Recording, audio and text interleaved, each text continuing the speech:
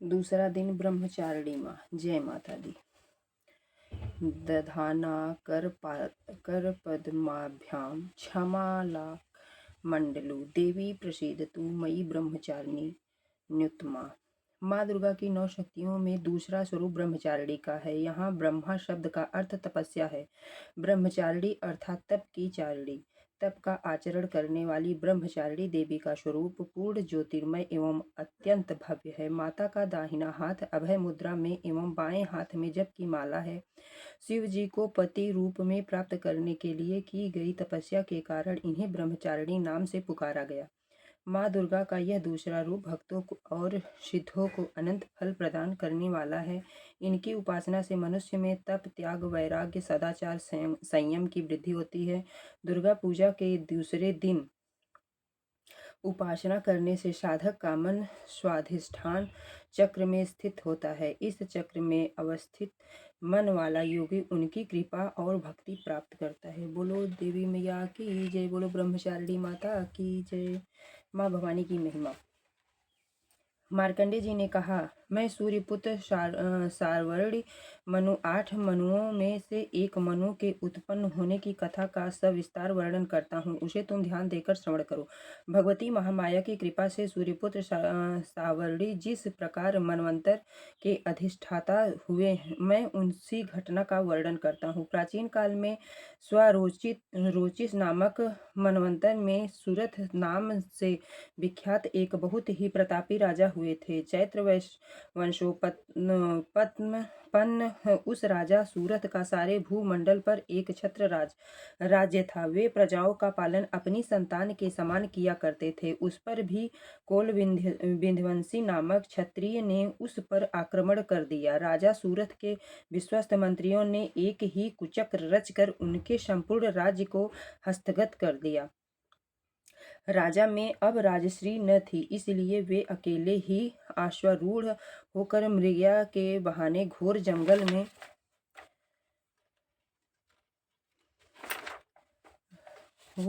में पलायित हो गए। वन में पहुंचकर राजा सूरथ ने विप्रवर मेघा ऋषि का आश्रम देखा। मुनि के आश्रम में अनेक नरभक्षी एवं मांसाहारी हिंसक पशु अपनी स्वाभाविक हिंसा वृत्ति को त्याग कर शांत भाव से विचर रहे थे। मुनि की शिष्य मंडली से उस आश्रम तथा वन प्रांत का सौंदर्य मुखरित हो उठा था। आश्रम में आए हुए राजा सूरथ की मुनि ने आवभगत की। कुछ दिन तक राजा सूरथ भी मुनि के आश्रम में रहकर विहार करते रहे। एक बार मोह माया से ग्रसित होकर राजा सूरथ अपने मन से सोचने लगा, मेरे पूर्वजों द्वारा अधिकृत नगर आज मुझसे वियुक्त होकर खंडहर सा हो रहा होगा। मेरे विश्वासघाती कर्मचारी न जाने उस नगर की रक्षा करते होंगे या नहीं। अपने शरीर से निरंतर मद बहाने वाला मेरा मदमत्त हाथी आज न जाने किस स्थिति में होगा। जो लोग मेरी कृपा दृष्टि के आकांक्षी धन और भोजन प्राप्त करने के लिए सदैव तत्पर रहकर मेरा अनुसरण किया करते थे, वे ही लोग अब निश्चित रूप से अन्य राजाओं के मुखापेक्षी होंगे। उन सभी लोगों के द्वारा मेरे धन का दुरुपयोग हो रहा होगा, इसमें कोई संदेह नहीं है। इस प्रकार अनेक कुतर्क राजा के मन में उठ रहे थे। एक दिन मेघा मुनि के आश्रम में समीप एक वैश्य को देखकर राजा ने उनसे पूछा, भाई तुम कौन हो? तुम्हारे यहाँ आने का क्या प्रयोजन है? तुम तो देखने में बहुत ही व्यग्र और अनमने से जान पड़ रहे हो। राजा के इन सहानुभूतिपूर्ण वचनों को सुनकर उस वैश्य ने राजा को प्रणाम किया और विनत होकर बोला। वैश्य ने राजा से कहा, राजन, मैं संपन्न कुल में उत्पन्न वैश्य जाति का मनुष्य हूँ। मेरा नाम समाधि है। धन लोलुप स्त्री पुत्रों ने अपने स्वार्थ साधन के लिए मुझे घर से बाहर निकाल दिया, परंतु इस समय मेरे मन में उन्हीं कुटुंबियों के प्रति चिंता हो रही है। वे सब न जाने किस समय किस परिस्थिति में होंगे। वे लोग घर में सकुशल हैं या नहीं, मुझे इन्हीं बातों की चिंता हो रही है। वैश्य की बात सुनकर राजा ने पूछा, जिन प्रियजनों ने धन लिप्सा दुर्दशा के कारण तुम्हें घर से निष्कासित कर दिया है, उन स्वार्थपरायण स्वजनों के ऊपर तुम्हारी इतनी गाढ़ी ममता क्यों है? वैश्य राजा से बोला, आपका यह प्रश्न उचित है। मेरा मन उन स्वार्थी कुटुंबियों की ममता छोड़ने को तैयार नहीं है। अब आप बताइए, मैं क्या करूं? धन लोलुपता के कारण परिवार के जिन सदस्यों ने मेरी यह दुर्दशा की है, उन लोगों के प्रति मेरे मन में ममत्व की भावना है। हे महानुभाव, न जाने क्यों मेरे मन में उन स्वार्थी लोगों के प्रति ममता बनी हुई है। इसके रहस्य को जानने की इच्छा रखते हुए भी इसे मैं नहीं समझ पा रहा हूँ। उन कुटुंबियों का मुझसे कुछ भी लगाव नहीं है, फिर भी मेरा मन उन लोगों के लिए ये संतप्त है। समझ में नहीं आता कि मैं क्या करूं। मार्कंडेय जी ने कहा, हे ब्राह्मण, इस वार्ता के बाद सूरथ और समाधि एक साथ ही मेघा मुनि के सम्मुख उपस्थित हुए और मुनि के प्रति सम्मान प्रदर्शन करके वे दोनों वहीं बैठ गए। राजा ने कहा, भगवान, मैं आपसे एक निवेदन करना चाहता हूँ, कृपया आप उसे बताइए। मेरा मन स्वश न रहने के कारण बहुत ही क्लेशित है। जिस राजा भोग के सुख से मैं वंचित कर दिया गया हूँ, उसी को पुनः हस्तगत करने के लिए मेरे मन में आकांक्षा बनी हुई है। मैं मुनिश्रेष्ठ, मैं इस बात को जानता हूँ कि अब मेरा राज्य पर कोई प्रभुत्व नहीं रह गया है, पर उस पर किसी अन्य का शासन हो गया है। फिर भी अपनी अज्ञानतावश मैं उसी के मोह में पड़ा हूँ। इन सब बातों से मैं क्या भेद है, मैं कुछ भी समझ नहीं पा रहा हूँ। यह वैश्य भी मेरे ही समान अपने पुत्र, स्त्री और सेवकों द्वारा त्यक्त होते हुए भी अभी तक अपने कुटुंबियों के मोह में ग्रस्त हैं। अतएव हम दोनों का मन इन सब बातों से बहुत ही खिन्न है। हे महाभाग, हम दोनों में जो प्रेम प्रवाहित हो रहा है, वह क्या क्या वस्तु है? राजा की बात सुनकर ऋषि ने कहा, हे महाभाग, यह बात बिल्कुल सत्य है कि समस्त प्राणियों में सबसे मनुष्य अधिक विवेकशील प्राणी माना जाता है, परंतु विवेकशीलता की यह बात केवल मानव वर्ग में ही नहीं अपितु पशु पक्षी एवं मृग आदि में भी पाई जाती है। इस प्रकार मानवों में समझदारी का भाव होता है, उसी प्रकार हिरण आदि जीवों में भी होता है। इसके साथ ही अन्य बातों में भी इन दोनों वर्गों में अनेक समानताएं होती हैं। उदाहरण के रूप में तुम इन पक्षियों को ही ले लो। ये स्वयं भूखों रहकर अपने बच्चों के चंचू में अन्न का कण डालकर उन्हें चुगाते हैं। हे राजन, क्या तुम्हें नहीं मालूम कि ये मनुष्य समझदार होकर भी लोभवश अपने किए हुए उपकार के बदले में उपकृत होने के लिए पुत्र की इच्छा करते हैं? उन सब में समझदारी होते हुए भी वे संसार की स्थिति, जन्म मृत्यु आदि की परंपरा को बनाए रखने वाली महामाया भगवती के प्रभाव द्वारा मोह रूपी भंवर में डाल दिए जाते हैं और उसी में वे जीव अहर्निश डूबते उतराते रहते हैं। अतः इसमें आश्चर्य की बात नहीं है।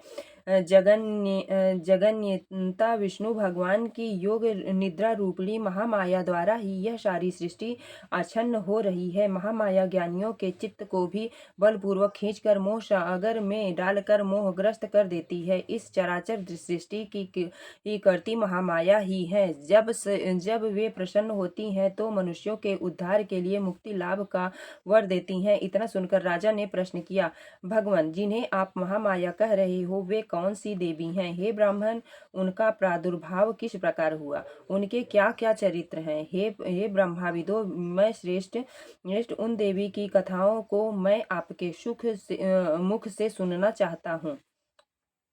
ऐसा सुनकर ऋषि ने कहा, हे राजन, उन देवी का स्वरूप वास्तव में नित्य और सनातन है। संपूर्ण विश्व उन्हीं का स्वरूप मात्र है और वे ही महामाया देवी चराचर सृष्टि के सभी प्राणियों में परिव्याप्त हैं। उनकी उत्पत्ति के अनेक कारण हैं। जब वे अवतरित होती हैं उस समय लोक में उनका अवतार लेना कहा जाता है। प्रलय काल में ही जब निखिल ब्राह्मण महासागर में लय हो रहा था, तब सब जीवों के पालक भगवान विष्णु शेषशय्या पर योग निद्रा विभूति हो रहे थे, उसी समय उनके कानों की मैल से दो भीषण दानवों की उत्पत्ति हुई। वे दोनों बलवान दानव मधु और कैटभ के नाम से जगत में अभिहित हुए। जन्म लेने के तत्काल बाद ही वे दोनों दैत्य सृष्टिकर्ता ब्रह्मा जी का वध करने के लिए उद्यत हुए। उस समय ब्रह्मा जी भगवान विष्णु के नाभि कमल में स्थित थे। उन दैत्यों को अपने वध के लिए तत्पर देखकर उनसे रक्षा के लिए ब्रह्मा जी ने भगवान विष्णु के नेत्रों में स्थित योग निद्रा की स्तुति करना प्रारंभ किया। ब्रह्मा जी ने कहा, हे देवी, तुम ही स्वाहा स्वाहा और वस और वक टकार हो वश टकार हो, स्वर में भी तुम्हारे ही रूप में निहित है। तुम ही प्राणदायिनी अमृत स्वरूपा हो। हे नित्य अक्षर प्रणव के आकार, उनका और मकार, इन तीनों मात्राओं में तुम्हारी ही अवस्थिति है। इन तीनों मात्राओं से भिन्न जो बिंदु रूपा नित्य अर्ध मात्रा है, जिनका विशेष रूप से उच्चारण नहीं हो सकता, वह भी तुम ही हो। हे देवी, तुम ही संध्या, सावित्री तथा परम जननी स्वरूपा हो। तुम्हारे पर ही निखिल ब्रह्मांड आधारित है। तुम्हारे द्वारा ही इस सृष्टि की रचना होती है। तुम ही एकमात्र पालिका और संहारिक हो। हे देवी, विश्व के संपूर्ण सत असत वस्तुओं में पाई जाने वाली शक्ति भी तुम ही हो। अतएव तुम्हारी स्तुति अवर्ण्य संपूर्ण जगत के रचयिता, पालक और संहारक भगवान विष्णु को भी जब अब तुमने निद्रा विभूत कर रखा है, तब तुम्हारी स्तुति करने में सक्षम इस ब्रह्मांड में कौन है। मेरे सहित भगवान शंकर तथा विष्णु को भी शरीर धारण करने के लिए तुम्ही ने प्रेरित किया है। अतएव तुम्हारी स्तुति में सभी असमर्थ हैं। हे देवी, तुम तो अपने इस उदार प्रभाव के कारण ही प्रशंसित हो। इन दोनों अपराजेय दानवों को तुम विमुग्ध करके भगवान विष्णु की निद्रा भंग कर दो। इसके साथ ही साथ भगवान के अंतर्मय में मधु और कैटभ नामक असुरों के वध की प्रेरणा की उत्पन्न कर दो। ऋषि ने कहा, हे राजन, जिस समय ब्रह्मा जी ने भगवान विष्णु की निद्रा भंग के नियमित उस तमोगुण की अधिष्ठात्री देवी की स्तुति की, उस समय वे महामाया भगवान के नेत्र, मुख, नासिका, बाहु, हृदय और वक्षस्थल में निर्गत होकर अव्यक्त जन्मा ब्रह्मा जी के सामने प्रकट हो गई। योग निद्रा से मुक्त होकर जगन्यता भगवान जनार्दन उस एकार्णव के जल में शेषशय्या से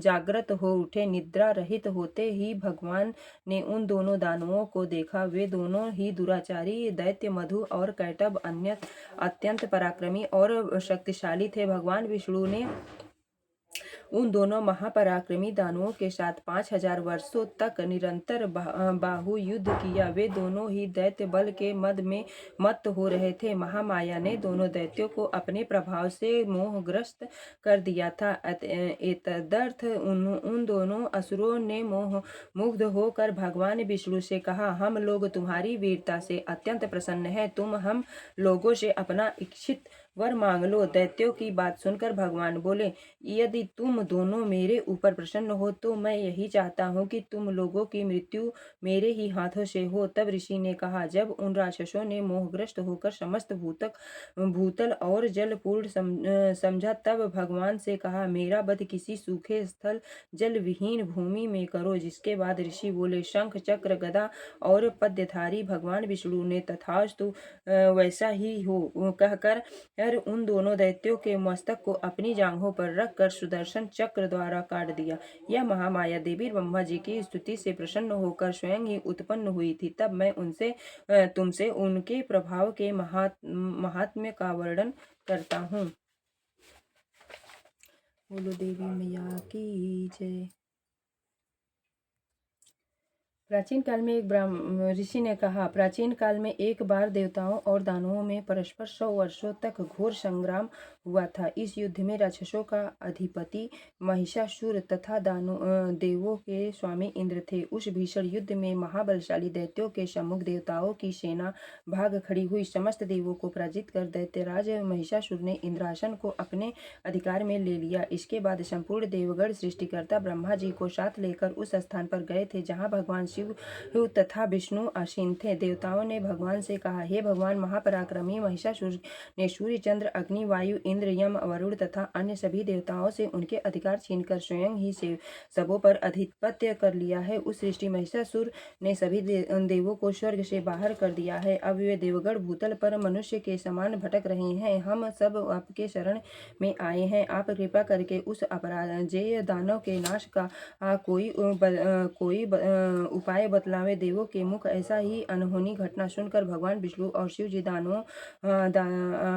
पर अत्यंत कुपित हैं, जिनके फलस्वरूप उन देवाधिदेव भी भौहें कुटिल हो गई और उनकी मुखाकृति वक्र हो गई। तब अत्यंत क्रोधावृष्टि भगवान विष्णु के मुख से एक महान तेज का उदय हुआ। तदंतर ब्रह्मा तथा शिव जी के शरीर से भी उस प्रकार का तेज निकला। उसी प्रकार क्रमशः इंद्रादि देवों के शरीर से भी उसी प्रकार की तेज निर्गत हुआ। तत्पश्चात वे सभी तेजपुंज एक मिलित हो गए। अब वह महान तेजपुंज ज्वलंत हुआ। तत्पश्चात वे सभी तेजपुंज एक मिलित हो गए। तब वह महान तेजपुंज ज्वलंत पर्वत के सदृश दिखाई पड़ने लगा। देवताओं ने देखा कि उससे दहकती हुई ज्वालाएं निकलकर दिगंतों में फैल रही है। संपूर्ण देवों के शरीर में निकला हुआ वह तेजपुंज अद्वितीय है। वह तेजपुंज संयुक्त से एक नारी के रूप में बदल गया और अपने प्रकाश से प्रकाशमान होकर त्रिभुवन में छा गया।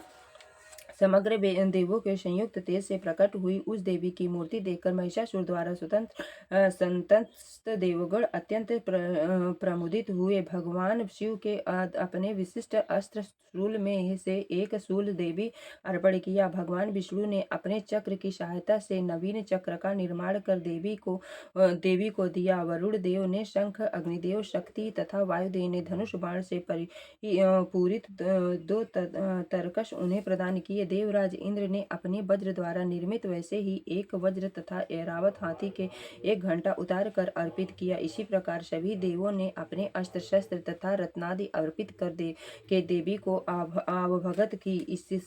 इसके अनंतर देवी ने उच्च स्वर में अट्टहास करते हुए बारंबार गर्जन किया। उनके गर्जन के संपूर्ण आकाश प्रकंपित हो गया। उस घोर गर्जन के फलस्वरूप भीषण ध्वनि फैल गई, जिसके लोक के विक्षुब्ध हो उठा और सागर भी हिलोरे लेने लगा। भूमंडल में भूकंप उत्पन्न हो गया और सभी पर्वत अपने स्थान से डगमगाकर कांपने लगे।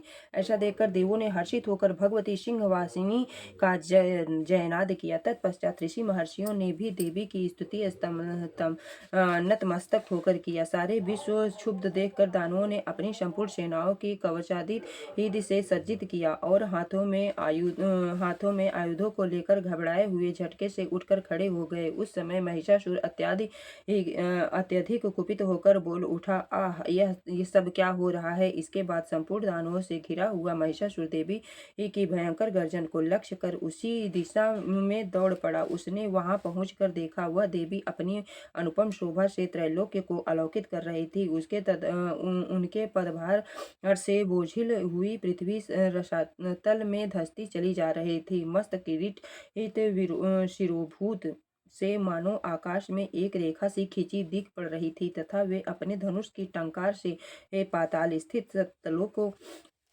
को विक्षुब्ध कर रही थी। अपनी सहस्त्र भुजाओं के द्वारा देवी संपूर्ण दिगंतरों को आच्छादित करके खड़ी थी। इसके बाद ही दानवों के साथ देवी का भीषण युद्ध प्रारंभ हो गया। विविध प्रकार के अस्त्र शस्त्र और समस्त दिशाएं चमक उठी। महिषासुर के विचार क्षुब्ध नामक सेनापति महान बलशाली दैत्य था। अब देवी के साथ उस महापराक्रमी दानवों के चिच्छुर का युद्ध होने लगा। दैत्यों की चतुरांगिणी हाथी, घोड़ा, रथ और पैदल सेना लेकर चामर नामक असुर युद्ध भूमि में डट गया। उधर उदग्र नामक महाबलशाली दानव अपने साथ 60,000 हाथी रथियों को लेकर रणस्थल में आ डटा। महाहनु नामक असुर अपने साथ 1 करोड़ सेना लेकर लड़ने के लिए आ धमका। असिलोमा। इस दानव के रोम तलवार की धार के समान तीक्ष्ण थे। नामक असुर और 500 रथियों के साथ रणभूमि में उपस्थित हुआ। वास्कल नामक दानव अपने 7 लाख सेना लेकर युद्ध करने लगा। परिवारित नामक बलवान राक्षस अपने साथ ही 1 करोड़ अश्वारोही और गजारोही सेना लेकर युद्ध में आ गया। बिडाल नामक असुर अपने 5 अरब सहयोगी रथियों के साथ सहायता से युद्ध करने लगा। इन सबों के अतिरिक्त असंख्य दैत्य समूह रथ, हाथी, घोड़ा की सेना लेकर युद्ध में उद्यत हुए। तब उस समारांगण में महिषासुर स्वयं करोड़ों सहस्त्र रथों, हाथियों एवं घोड़ों की सेना सहित उपस्थित था। वे अगणित दानवों, देवी पर तोमर, भिंदी, पाल, शक्ति, मूसल, खड्ग, परशु और पट्टिश नामक अस्त्र शस्त्र और बरसाने लगे। कुछ दैत्यों ने देवी पर एक साथ मिलकर शक्ति का प्रहार किया। दूसरों ने अपने फंदे फेंककर देवी को बांधना चाहा। इसके अनंतर कुछ दैत्यों देवी के वध के उद्देश्य से उन पर खड्ग से आघात किया। दानवों द्वारा फेंके हुए अस्त्रों के लीला स्वरूपिणी देवी ने क्रुद्ध होकर सहज ही काट डाला। फिर भी उनके मुखमंडल पर रंच मात्र भी क्लांति की छाया नहीं दिखाई पड़ी। एक ओर देवता तथा ऋषि मुनि उनका गुणगान कर रहे थे, तो दूसरी ओर महामाया जगदम्बा उन दानवों पर अपने दिव्यास्त्रों की निरंतर वर्षा कर रही थी। इधर देवी का वाहन सिंह भी क्रोधित होकर अपने आयालों गर्दन के लंबे बाल को फटकारता हुआ राक्षसी सेना पर इस प्रकार पिल पड़ा जैसे किसी वन में दावानल की अग्निशिखाएं धीरे धीरे बढ़ रही हैं। रणस्थल में देवी द्वारा छोड़े हुए सभी ही श्वास अगणित गणों के रूप में बदल गए और हाथ में फरसु, भिंदीबाल, खड्ग और पट्टिश आदि शस्त्रों द्वारा दानवों से युद्ध में निरत हुए। देवी शक्ति से उत्पन्न समस्त गण दानवों को दलते हुए शंख, नगाड़े आदि बाजों को बजाने लगे। उस रणभूमि में कितने ही गण हर्षित मृदंग आदि बाजे भी बजाने लगे। इसी बीच देवी ने त्रिशूल, गदा, तलवार आदि चलाकर तथा शक्ति वर्षण करके सैकड़ों राक्षसों को धराशायी कर दिया।